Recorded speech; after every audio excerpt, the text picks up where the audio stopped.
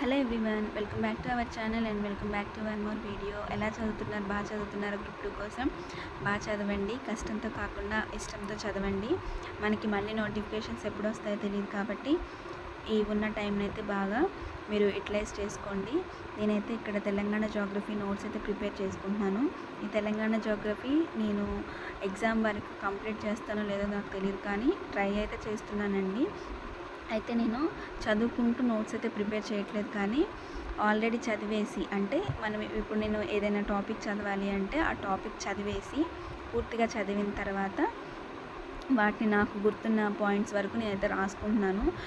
చిన్నప్పుడు question and answers చూడకుండా రాయమంటారు కదా, సో అలా క్వశ్చన్ అంటే ఒక్కసారి చదివేసి వాటిని చూడకుండా రాస్తున్నాను అనమాట. రాసుకుంటూ నెట్లో సెర్చ్ చేసుకుంటూ రాస్తున్నాను. అంటే కరెంట్ థీమ్స్ ఉంటాయి కదా కొన్ని, ఇక్కడ నేనైతే సాయిల్స్ గురించి రాస్తున్నాను. 2024లో థీమ్ ఏంటి ఇలా చూసుకొని అయితే రాస్తున్నాను. తెలంగాణ జాగ్రఫీ అనే కాదండి, మీరు ఏ సబ్జెక్టు ప్రిపేర్ అయినా సరే దానికి సంబంధించి ఈ రీసెంట్ టైమ్స్లో ఏమైనా కరెంట్ అప్డేట్ ఉందో లేదో చూసుకొని అలా ప్రిపేర్ చేసుకోవడం చాలా బెటర్. సో దట్ మనకి బాగా గుర్తుంటుంది. మళ్ళీ మళ్ళీ మనం ఇది ఎక్కడుంది అని వెతుక్కోకుండా ఈజీగా అవుతుందన్నమాట. అయితే గ్రూప్ 1 ప్రిలిమ్స్లో ఒక క్వశ్చన్కి అబ్జెక్షన్, అంటే ఒక క్వశ్చన్ అని కాదు, చాలామంది చాలా క్వశ్చన్స్కి పెట్టుంటారు. అయితే నేను మొన్న చూశాను అనమాట. కోపెన్హాగ్ శీతోష్ణ స్థితి అని ఒకటి వచ్చింది కదా, సో దానికి ఎంతమంది రైట్ అంటే కరెక్ట్ ఆన్సర్ చేశారో నాకు తెలియదు, కానీ విన్నర్స్ పబ్లికేషన్లో మాత్రం నేను ఏ ఆన్సర్ అయితే పెట్టానో అదే ఉంది. సో దీనికి అబ్జెక్షన్ పెట్టారో లేదో నాకు తెలీదు. పెడితే చాలామంది ఒకవేళ ఆన్సర్ పెట్టుంటే చాలామందికి యూజ్ అవుతుంది, అంటే 1 మార్క్ అయితే కలుస్తుంది. సో అలా అబ్జెక్షన్ పెట్టుండాలని అనుకుంటున్నాను. తెలుగు అకాడమీలో కూడా దానికి అలానే ఆన్సర్ ఉందని చాలామంది యూట్యూబర్స్ అయితే చెప్తున్నారు. సో అయితే ఇక్కడ ఇంకొకటి ఏంటి అంటే ఇండియన్ ఎకానమీకి సంబంధించి మీరు ఎవరైనా టెస్ట్ సిరీస్ ఫాలో అవుతూ ఉంటే నాకు మంచి టెస్ట్ సిరీస్ అయితే నాకు సజెస్ట్ చేయండి ప్లీజ్, నాకు కూడా ఉపయోగపడుతుంది. నేనైతే ఇండియన్ ఎకానమీకి సపరేట్గా టెస్ట్ సిరీస్ తీసుకోవాలనుకుంటున్నానండి. ఎందుకంటే మనకి గ్రూప్ 2లో మెయిన్ ఇండియన్ ఎకానమీ ఉంది కాబట్టి మీరు ఎవరైనా ఇండియన్ ఎకానమీకి సంబంధించి టెస్ట్ సిరీస్ ఫాలో అవుతుంటే నాకు కామెంట్ సెక్షన్లో కామెంట్ చేయండి. చాలామందికి నోట్స్ ఎలా ప్రిపేర్ చేసుకోవాలో తెలీదు. నాకు కూడా ఫస్ట్లో నోట్స్ ఎలా ప్రిపేర్ చేసుకోవాలో తెలియదండి. అయితే చాలామంది ఎలా రాస్తారంటే బుక్లో చదువుకుంటూ రాస్తారు, అది మంచి ప్రాసెసే.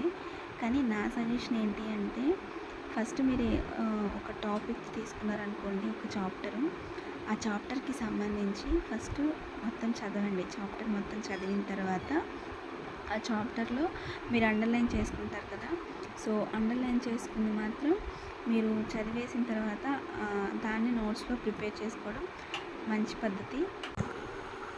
ఇంకా చాలామందికి ఈ నోట్స్ ప్రిపేర్ చేసుకోవడం కూడా కొంచెం కష్టంగానే అనిపిస్తుంది. సో ఈజీగా గుర్తుండాలంటే చాలా పద్ధతులు ఉన్నాయండి.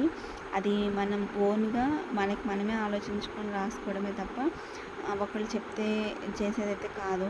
నేను ఇప్పుడు రాసే టాపిక్ అయితే సాయిల్స్ అనమాట. నేను ఎలా ఇంకా ఈజీగా ఉండాలని చెప్పేసి సాయిల్స్ అని పెట్టుకొని దాంట్లో టైప్స్, అవి ఎక్కడెక్కడ ఉన్నాయి, ఎంత పర్సెంటేజ్ ఉంది, అలాగే ఏ ఏ పంటలు పండుతాయి, ఇలా పెట్టేసుకొని రాసుకున్నాను అనమాట.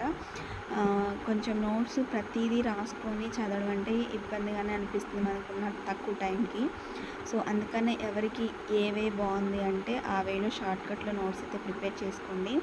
మనకి అన్ని సబ్జెక్ట్స్ తీసుకెళ్ళి ఆ ఎగ్జామ్ అప్పుడు చదవలేం కాబట్టి ఇలా ఈజీగా రాసుకుంటే మనకి యూస్ఫుల్ అవుతుంది. ఇంకా ఏంటంటే గ్రూప్ 1 మెయిన్స్ ఎవరైతే రాస్తారో వాళ్ళకు కూడా ఇలా హ్యాండ్ రైటింగ్ రాసుకోవడం వల్ల ఫాస్ట్గా మనం ఎగ్జామ్ మెయిన్స్కి వెళ్ళినప్పుడు ఎగ్జామ్ రాయడానికి కూడా మనకు ఉపయోగపడుతుంది.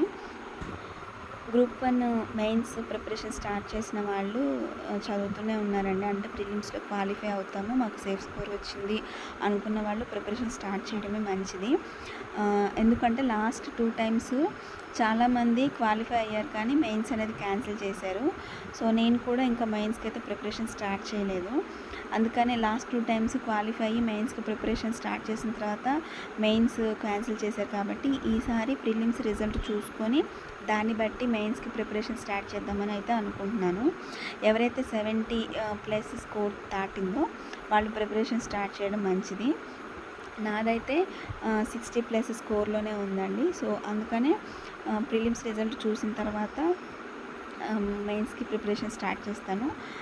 రేపు కానీ ఎల్లుండి కానీ రిజల్ట్ వస్తుంది అని చాలామంది అంటున్నారు. చూద్దాం, దాన్ని బట్టి అయితే మెయిన్స్ అయితే నేను ప్రిపరేషన్ స్టార్ట్ చేస్తాను.